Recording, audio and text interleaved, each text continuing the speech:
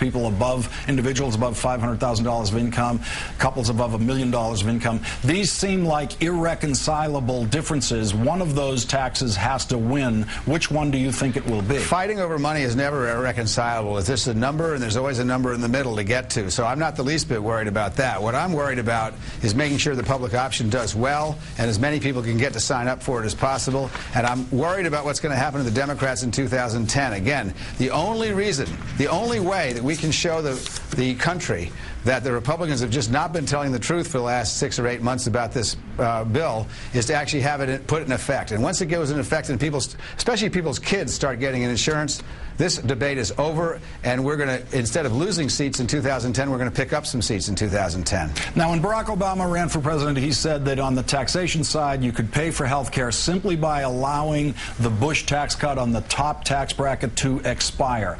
We now see that the House has gone far beyond that. The Senate has gone beyond that and invented a handful of taxes that we've never seen before.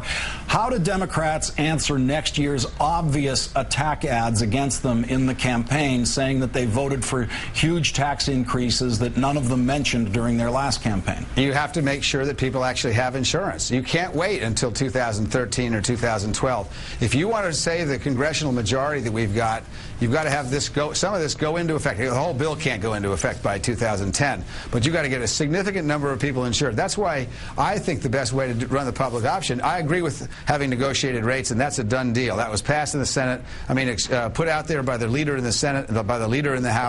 So we're going to have negotiating rates. I don't think that's any big tragedy. I think some folks are concerned about it, but I think that's fine. I think the expansion of Medicaid is great. You got to hold the states harmless, but it's a very good thing to do. It's how we got to universal insurance for all our kids in Vermont. But the one thing you've got to do is get as many people as you can, particularly kids, into the system. And I think that probably means using Medicare as your basis with negotiating rates.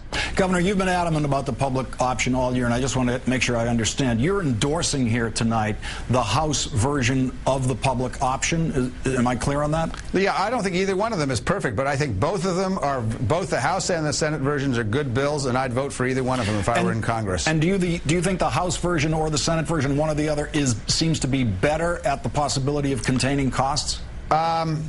I think the bigger the public option is, the better costs will be contained. Massachusetts has shown that you can get to pretty close to universal insurance without using a public option, but you can't control costs without using a public option. So, you know, you look at these bills very carefully. You know, one of the big things I was shocked at in the bill, in the House bill, they actually resurrected co-ops.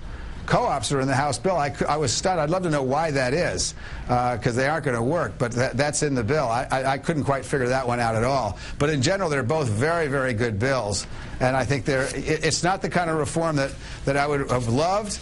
You know, Dennis Kucinich has some points there, but this is pretty good stuff, and it really is going to make a difference. Governor, I just want to take you back to the tax piece one more time. You have to indulge me. I used to be the chief of staff of the Senate Finance Committee, where we do taxes, so it's one of the things I concentrate on here. Which one of these tax approaches do you think is more politically viable and is the better one to defend in the campaign next year? The income tax on top earners or the tax on health care plans? You know how this goes. What they're going to do is probably a little of each. And Rich Trumka, the head of the AFL-CIO the other day, said there was a possibility of taxing health care plans at a benefit level, but the benefit level had to be much higher than it was now because he didn't want working people to get caught in that. They'll come up with a compromise, and they'll get money from both sources, but not as much as either source gives now in each bill. That's just a compromise. You know, your experience, you know very well that's an easy compromise. They might fight about it, but it's an easy compromise. There are some tougher things in there, and the most important thing of all is moving that date of enrollment up to preserve the Democratic majority in 2010. Governor Howard Dean, thank you for finding the Solomonic solution to the tax dilemma in these bills, and thanks for joining us tonight. Thanks for having me on.